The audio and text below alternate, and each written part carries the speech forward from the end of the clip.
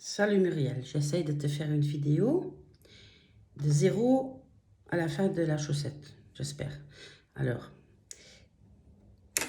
comment j'ouvre ça? C'est toi, tu as le ressort sur la légarée. J'enlève chaque deuxième aiguille et je commence toujours par celle avant le marquage. Toujours la même. Et j'enlève chaque deuxième.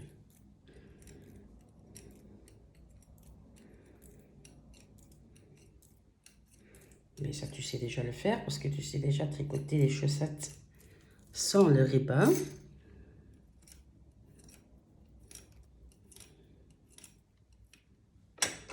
Ça coince, il faut que j'avance. Il faut toujours faire attention au clapet qui soit bien fermé. Parce qu'avec cette machine particulièrement, je les arrache plus vite. Plus vite que je ne sais pas.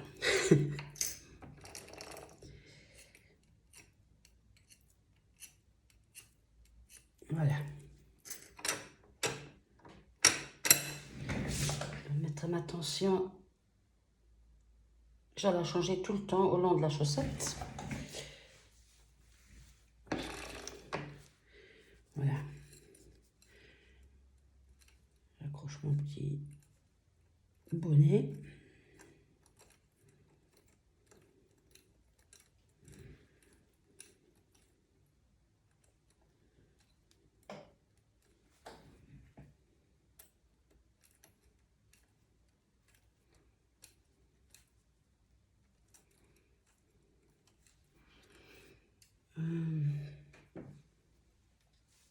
Je prends de la laine. Je sais quoi ça. Voilà. La laine Et voilà. Première gaffe. Le clapet. J'ai oublié le poids. Attention, il va y avoir plein de trucs pour te prouver qu'on n'est jamais à l'abri. Même à la toute dernière rangée, tu peux encore faire une gaffe. Voilà. Donc avec le poids, la laine qu'on peut jeter après. Et quand tu triches. Voilà. Et je m'arrête toujours là, quand la dernière maille avant la marque, le marquage, à travailler. C'est là que je m'arrête. Je rentre mon fil.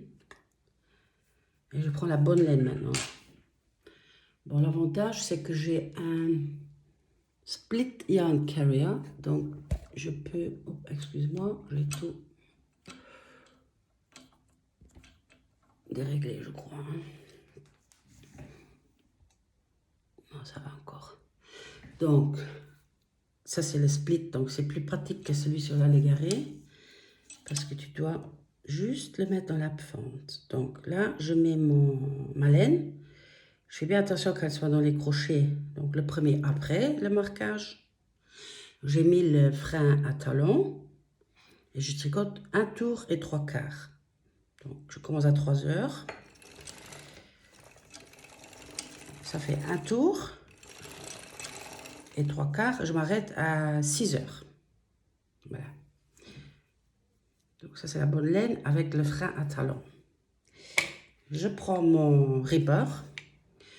Ils disent que tu dois toujours le mettre à peu près au milieu des marquages là. Donc moi je les mets à 4,5 sur 6. Mais j'ai beaucoup expérimenté, donc pour moi c'est bon. Il doit être dans la position in. Si jamais tu as un in-out, je pense que tout le monde l'a. Et ce qui est très important, c'est ici, la petite boule. Chez le Legaré, c'est le petit truc là. C'est la même chose. Mais bon, ici, c'est la petite boule. Et elle va contre le stop. Ils appellent ça le ribot stop. À l'intérieur du cylindre. Donc, quand tu le mets, ton ribbon, tu le mets. Attention, ça c'est... Tu dois aller contre le sens des aiguilles d'une montre. Et ça doit taper contre le ribostop à l'intérieur du cylindre. Sinon, ça ne va rien donner. Donc, c'est bien fait. Le ribostop est aligné. Tu ouvres ton ressort ou ton cercle en laiton. Et tu vas prendre les 2 fils. J'espère qu'on voit bien. Les 2 fils avec la bonne laine. Tu vas les prendre et les mettre sur les aiguilles. Et au fur et à mesure que tu fais ça, tu avances le yarn carrier. C'est un peu de bricolage. Donc tu prends les 2 fils et tu les mets sur les crochets, les petits.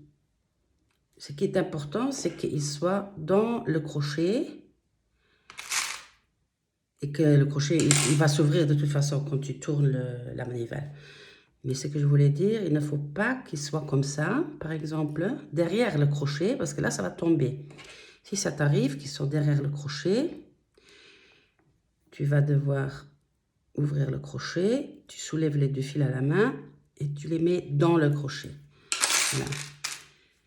Mais normalement, sur la Légaré, ça va mieux, je trouve. Regarde, j'ai encore fait la même boulette. Oh zut. Donc, j'ouvre le crochet, je mets les 2 fils dans le crochet. Voilà, c'est complètement raté. Je pique les 2. Voilà.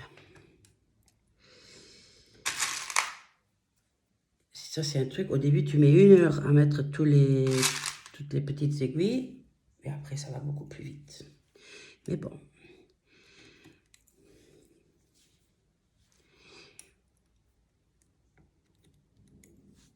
Voilà. Mon Légaré, il est out of time, comme ils disent. Donc, il fait tomber des mailles. Et je dois faire le timing. Mais comme maintenant, ça marche tellement bien avec cette machine-ci, j'ai pas envie de consacrer du temps à faire le mécano pour l'autre machine. Mais sur la Légaré, je tricote toutes les chaussettes courtes. Les sneakers. Les chaussettes sneakers. Je les fais toutes sur la Légaré parce que là, je tricote avec une tension le long d'une chaussette. Et avec cette machine-ci, la anglaise, ça ne marche pas. Il faut régler au fur et à mesure. Ah, tu vois, tout ça, je dois le remettre à la main. C'est parce que j'ai avancé trop loin. Et la plage de travail ici, elle est différente. Et même que cette machine-ci, la automatique machine, elle est appelée la Rolls-Royce des circulaires. Il y a des pour et des contre. Il y a d'autres avantages que la Légaré a, qu'elle n'a pas celle-ci.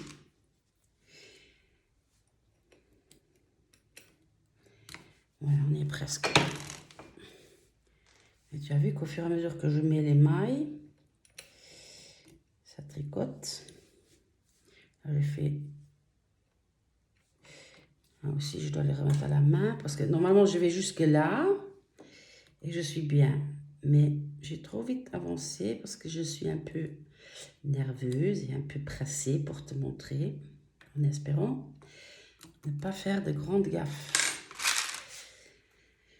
Et qu'on puisse tricoter une chaussette jusqu'à la fin. Et cette machine, elle fait le timing automatique. Ce qui est vraiment un super bon avantage parce que j'ai des problèmes à voir comment ils disent 1, 2, 3, 4, à suivre que les aiguilles doivent tricoter l'une après l'autre. Moi, je ne peux pas me concentrer sur une aiguille toute seule. Mais quand tu regardes là, ça va tout seul ici. Elle se règle automatiquement. Mais j'ai beaucoup testé jusqu'à ce que j'ai trouvé les bons réglages. Parce qu'il faut aussi que le riz soit à la bonne hauteur. Tu peux le lever et le descendre. Et ça doit vraiment, ça joue à, je sais pas, 1 mm ou même moins. Mais il ne faut pas abandonner quand le moment est venu pour toi de le faire. Tu vas devoir beaucoup recommencer peut-être, peut-être pas, mais prépare-toi à devoir recommencer 30 000 fois. Mais une fois que tu as trouvé le truc, ça va marcher pour des centaines de chaussettes. Voilà. Je parle voilà, pour ne pas que ce soit pénible. Voilà. Maintenant, j'ai fini mon 1 x 1. Je tiens avec la main gauche, je tiens la manivelle. Ça, c'est le premier tour accompli. Et je fais encore 2 tours avec le heel spring, avec le frein à talon. Alors, 1, 2. Maintenant, j'enlève le frein à talon. Voilà. Je mets les gros poids. Ah oui, j'avais oublié de dire que je n'ai mis avant qu'un tout petit poids. Pour les premières 3 rangées. Après, tu mets les gros poids. Je prends mon compteur bricolé maison, je remets à 0. Et je tricote 25 rangs. Alors, 1.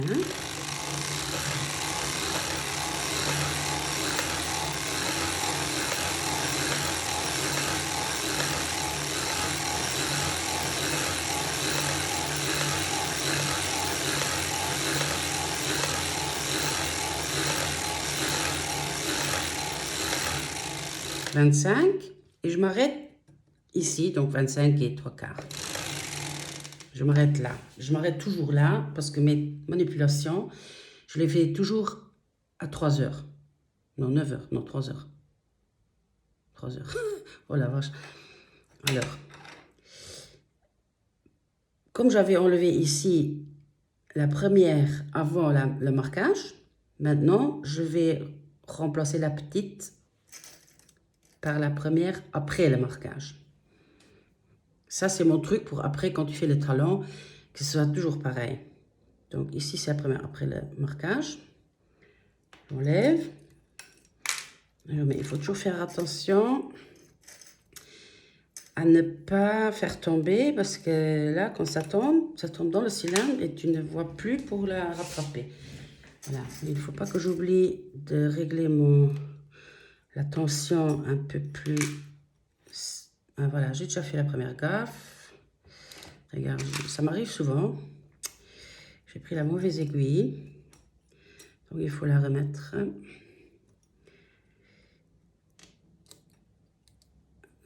Il faut toujours que je regarde là, moi, parce que quand je regarde là, je ne vois pas bien. 3, 3, 3. J'ai fait un 3, 3 by 1. 3 fois 1. Alors, 3, 3, 3, 3. Et là, de nouveau, important, les clapets doivent être ouverts. C'est pour ça que je passe mon doigt pour en être sûr. Alors, moi, je dois régler la tension maintenant sur 4. Et je continue à remplacer chaque deuxième aiguille du plateau par une aiguille de cylindre. Voilà. Et au fur et à mesure que tu fais ça, tu avances avec ton yarn carrier. Guide fil, voilà le mot. Alors, j'ai toujours 3, 3, 3, 3, 3. Clapet ouvert. J'avance. Et je mets aussi mon compteur à 0 parce que maintenant je vais faire compter les tours de la jambe.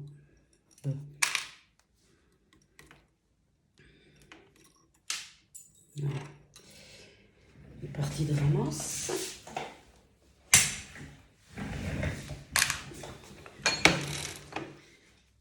Alors.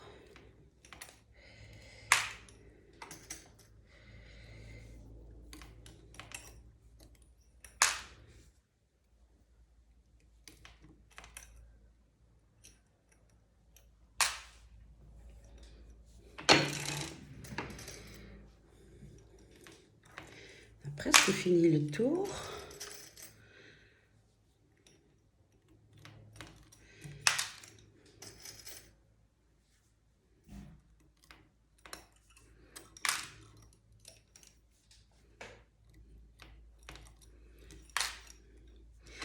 Ça, je vais faire mon cercle, toi tu remets le ressort. Donc, quand j'arrive là, j'ai fait un tour de 3 by 1, 3 fois 1. Je vérifie ma tension qui est à 4.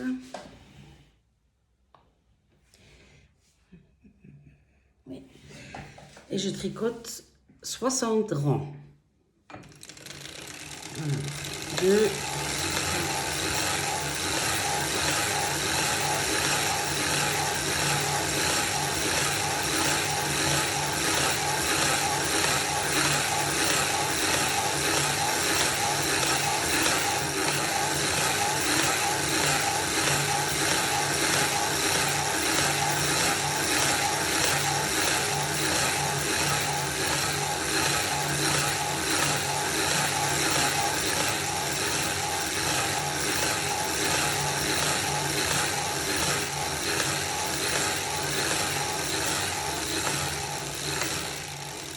60. Et là, à 60 tu t'arrêtes ici, à midi. Parce que tu vas enlever la moitié des aiguilles ou les aiguilles de la moitié devant du cylindre. Donc, de manière à avoir au moins 3 aiguilles après le marquage. Donc ici, c'est bon, j'ai 3 aiguilles après le marquage. Ici aussi, j'ai déjà 3 aiguilles après le marquage, mais il y en a une ici de trop. Donc, je l'enlève. J'ouvre mon cercle et je la transfère sur une aiguille de cylindre. Donc, d'un côté, tu auras toujours 4 aiguilles après le marquage et ici, tu auras les 3 qu'il te faut au moins, minimum 3 après le marquage. Et ici, ça va être le tricot lisse. Ce sera la partie sous le pied, la plante des pieds. Voilà, comme d'habitude, tu avances. Et encore une aiguille de tombée. Je vais me baisser après parce que je suis sûre d'en faire tomber encore. Voilà, tu avances. Et on va faire le talon avec le ruban en place parce que ce n'est vraiment pas difficile. Voilà, même ça fait peut-être peur parce que tu ne connais pas, mais il ne faut pas avoir peur du tout. C'est tellement facile et tellement rapide qu'une fois que tu te seras habitué, tu te demandes pourquoi tu n'as pas fait tout de suite. Voilà, ça. Alors, il ne faut pas oublier de remonter les poids. Je vérifie si je n'ai pas fait tomber de maille parce que bon, j'ai un truc ici. Qu'est-ce que j'ai fait? Une aiguille. Bon, je vais la prendre après. Je remonte mes poids. Voilà. Maintenant, qu'est-ce que je dois faire maintenant? Attends, je réfléchis. Il faut faire le pre-heel, donc la partie avant le talon. Là, je fais 5 rangées, 5 tours, pas rangées, 5 tours. Alors, un tour. Ah oui, il faut que je règle ma tension ici. Donc ça fait déjà un tour accompli. 2, 3, 4, 5. En fait, je compte toujours quand mon guide fil est arrivé à 3 heures. 5 et je m'arrête ici, donc 5 et 3 quarts. Je m'arrête à 6 heures. Maintenant, on fait le talon. Pour cela, j'enlève le Ribbon Drive Pin. Je ne sais pas comment ça s'appelle en anglais, en français. Voilà, j'enlève, je le garde là. je soulève la partie arrière des aiguilles. Mais pas les 3 qu'il me faut garder en place, hein, juste les autres. Voilà, alors il me reste en place 1, 2, 3, 1, 2, 3, après le marquage, plus tout celle devant. Et le Ribbon Drive Pin, il évite que le plateau se tourne et que les aiguilles du ribbon tricotent. Donc ça, c'est pour les mettre à l'arrêt. Et je continue comme pour une chaussette normale. Je vais jusque là. Il n'y a que les parties avant qui tricotent. Je mets le frein à talon. Voilà. Je prends mon crochet parce que je me blesse toujours. Regarde les doigts que j'ai. Et je fais comme pour un talon normal. Donc, je soulève une maille ici. Je vais de l'autre côté. Je soulève une maille là.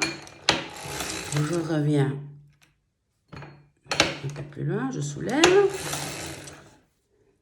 Je soulève. Voilà, on continue comme ça. Et tu dois observer les aiguilles, juste les dernières. Quand la laine, elle monte, il est temps d'accrocher les points. Pour l'instant, je tiens avec ma main gauche. Pour l'instant, ça va encore. Là, ça commence à se lever un tout petit peu, mais je tiens avec ma main. Et je continue. À gauche, à droite. Comme tu ne vois pas dans le cylindre, des fois tu n'avances pas assez loin pour pouvoir soulever l'aiguille, mais ce n'est pas un problème. Voilà, maintenant je commence à avoir mal à la main gauche. Je prends le petit crochet.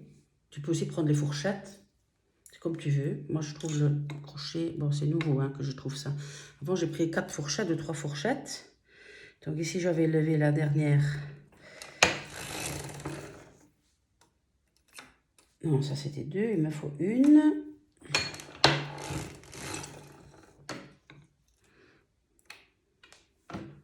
J'avance encore. Voilà, on remonte à gauche, à droite, à gauche, à droite. Un petit contrôle. J'en ai 4 qui me restent et 4 qui me restent, c'est bon. Ça m'arrive aussi d'avoir 3 d'un côté, 4 de l'autre. Et ou bien je défais, ou bien je recommence à 0. Voilà. Alors, mon truc pour faire les talons, ici il en reste 2 avant le marquage. J'espère que tu le vois avec la caméra. Je suis pas sûre, je suis pas sûre. Bon, bah c'est...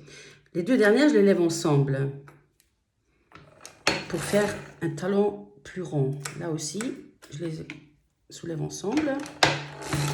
Voilà, et maintenant, on les redescend aussi ensemble, les 2.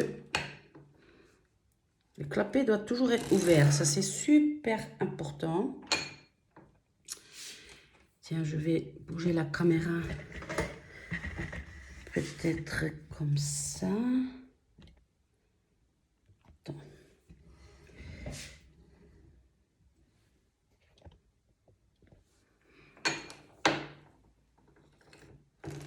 Et je fais tout doucement. Maintenant, tu as descendu 2 et 2. Et maintenant, c'est 1 à chaque fois. Hein. Tu la descends. Comme ça. Encore un peu. Et le clapet doit rester ouvert. Tu vois? Comme ça, elle le tricote. Là, clapet ouvert. Sac. Clapet ouvert.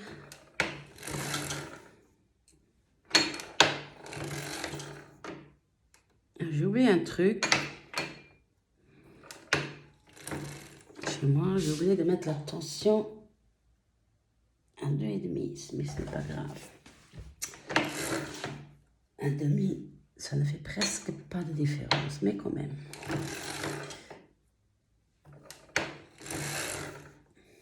C'est parce que je n'ai pas regardé mon plan. Parce que j'ai noté sur un petit plan ce que je dois faire à chaque étape. Et Maintenant, je commence à m'améliorer, je ne regarde plus, mais c'est une faute. Il faut que je regarde aussi. Hein. Il ne faut jamais être trop sûr de soi. Voilà. Tu descends, clapet ouvert.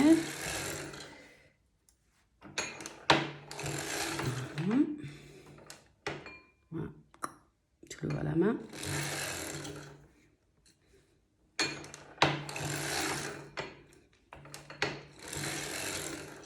Et maintenant, quand tu vas à la fin, tu avais 3 aiguilles de remonter. Et pour ne pas avoir de trou, tu t'arrêtes à 2. Je sais pas comment j'explique ça en mieux. Tu avais soulevé 3 aiguilles, mais tu n'en baisses que 2. Donc tu en laisses une en place pour ne pas avoir de trou. Maintenant, tu t'arrêtes, très important. Quand tu as descendu la dernière aiguille, à droite après à gauche, tu reviens ici, tu t'arrêtes là et tu dois premièrement enlever le frein à talon, ce que j'oublie tout le temps, c'est très moche. Après, tu vas avoir une rangée de trop serré, un tour de trop serré. Donc, tu enlèves le heel spring, tu redescends tes aiguilles à l'arrière du cylindre. Tu fais bien attention à ce que tous les clapets soient ouverts. Tu remets le driving pin et tu continues à tricoter. Je te remets là, sinon j'ai pas la place pour mon bras. Et tu remets le compteur à 0. Et je tricote 70. Ah non, non, oui, en tout 70 pour le pied, mais après 5 rangées et quelques, tu dois remettre une aiguille de ribeur. C'est que j'oublie aussi tout le temps. Alors, ça fait 1, 2,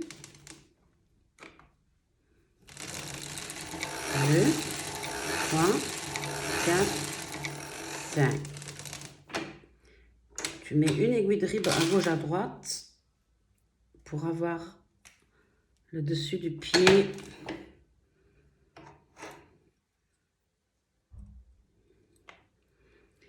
Le dessus du pied, ça fait plus joli quand on a une de plus.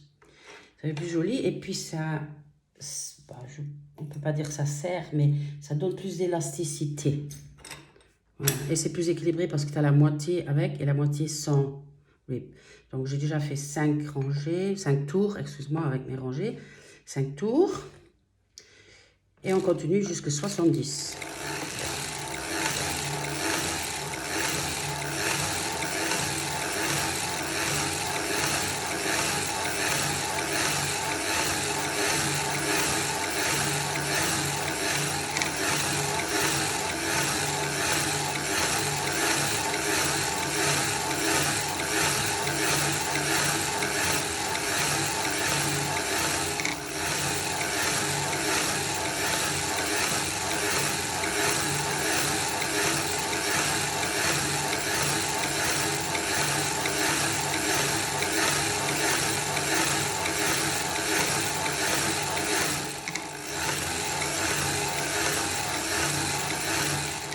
Huit, 9, 70 et on s'arrête à 6 heures. Maintenant, on enlève les mailles du ribard restant, on les transfère à des aiguilles de cylindre avec le but d'enlever le ribard et de travailler la pointe.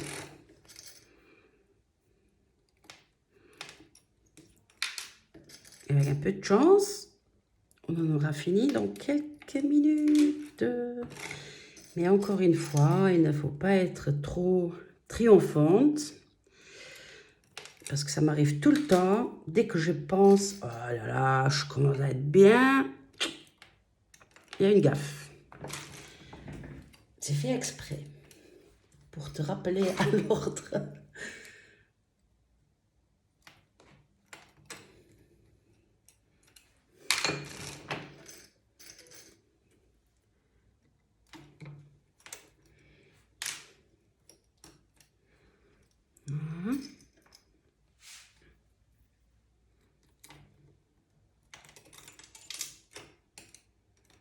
J'en ai perdu une.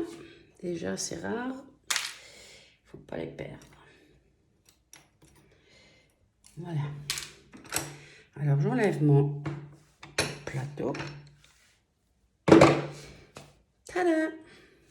Pas de boulettes, pas de maille tombée. Et je termine le tour jusqu'à midi. Voilà. Maintenant, je fais le talon. Donc, je soulève toutes les aiguilles derrière le marquage. Le hash mark, comme ils disent en anglais. Voilà.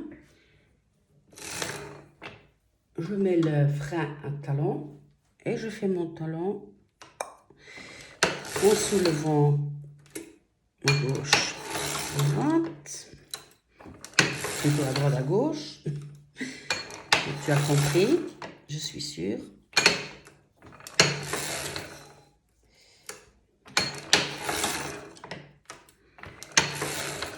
Je tiens toujours avec la main. Et une fois que les mailles remontent sur les aiguilles, il est temps de mettre le point. Mais avec chaque machine, c'est différent. Et que cette machine, la distribution du poids, elle est mieux, je trouve, qu'avec la Legaré. Et où mon truc? Oh, il est là. Je suis bête, il était encore dans la chaussette. Bon, il faut aussi bien viser. Alors, il m'en reste 1, 2, 3 là et 1, 2, 3 là. Bon. Avec cette machine, tu peux les soulever à la main, mais j'ai arrêté. Maintenant, je prends le crochet. J'ai trop de trous dans les doigts. Voilà, et comme pour le talon, ici, je remonte les deux à la fois. Les deux dernières à la fois. Et pour descendre, la même chose. Je les descends. Regarde là, maintenant, le petit clapet, il s'est remonté. Je le tiens à la main parce qu'il doit être fermé. Voilà. Il faut toujours faire doucement et observer. Il faut juste observer la première et la dernière, en fait.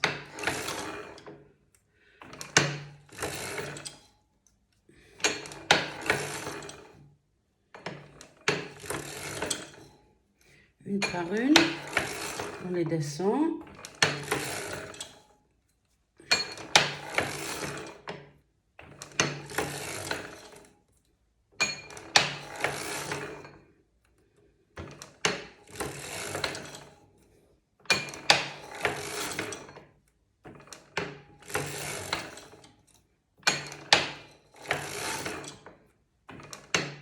Ah, tu vois, il se remonte, mais il faut qu'il soit fermé.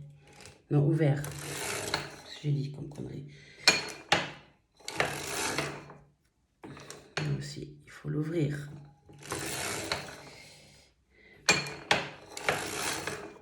Maintenant, la dernière aiguille à descendre du côté droit. Et on redescend la dernière aiguille du côté gauche en même temps. Pour le dernier tour, je les descends toutes les deux dans le même tour et la chaussette sera finie. C'est pour après faire le kitchen ring. Il va te manquer une demi-rangée ici par rapport à derrière et ça fermera bien la chaussette. Ça ne laissera pas de surplus parce qu'il y a une rangée en moins et tu vas la fermer à la main. Ça va remplacer la dernière rangée.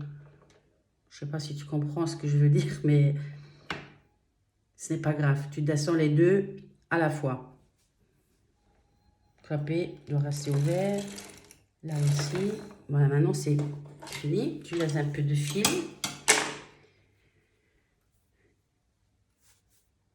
Tu remets ça à l'intérieur. Tu vas jusque là avec ton guide fil. Tu descends les aiguilles, tu ouvres bien les clapets. Et tu prends ta laine... je ne sais pas comment ça s'appelle, la laine que tu vas jeter après. Je prends du crochet coton numéro, je ne sais pas combien, mais un peu plus épais. Parce que quand tu fais les kitchen rings, tu ne piques pas dedans. Je trouve ça plus pratique. Alors tu descends toutes tes aiguilles et tu veilles à ce que les crochets soient bien ouverts. Et tu fais quelques rangées.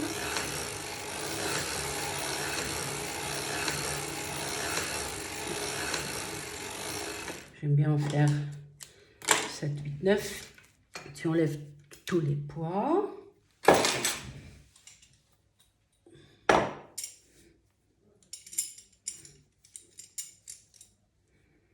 Ah, cette aiguille-là, je dois la sortir. Et tu enlèves la chaussette. Il faut toujours ouvrir les clapets où il n'y a pas de laine dessus, hein, parce que là, tu vas les arracher.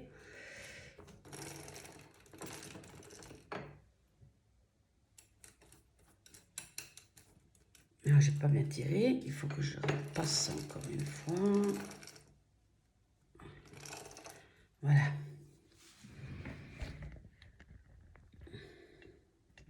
Ça va tomber. Là, voilà la petite chaussette taille 43. Ça paraît énorme, mais une fois que c'est cousu, lavé, tout ça. Voilà, tu vois, du 1 by 1, du 3 by 1. Ton talon sur la chaussette. Et ici, tu vois, ça c'est la partie du pre-heel, les 5 rangées qu'on a fait avec juste la moitié des ribbon needles. Et après, le talon, après 5 rangées, tu commences aussi. Donc, ça te fait ici la partie non côtelée. Il y en a qui font 10, 15, 20 rangées de pre-heel. En fait, c'est pour éviter que les côtes ne fassent des marques sur tes pieds ou que tu ne sentes pas les côtes dans les bottes. Mais je trouve que 5 rangées, pour moi, je trouve ça bien. Allez, ciao, ciao, Muriel.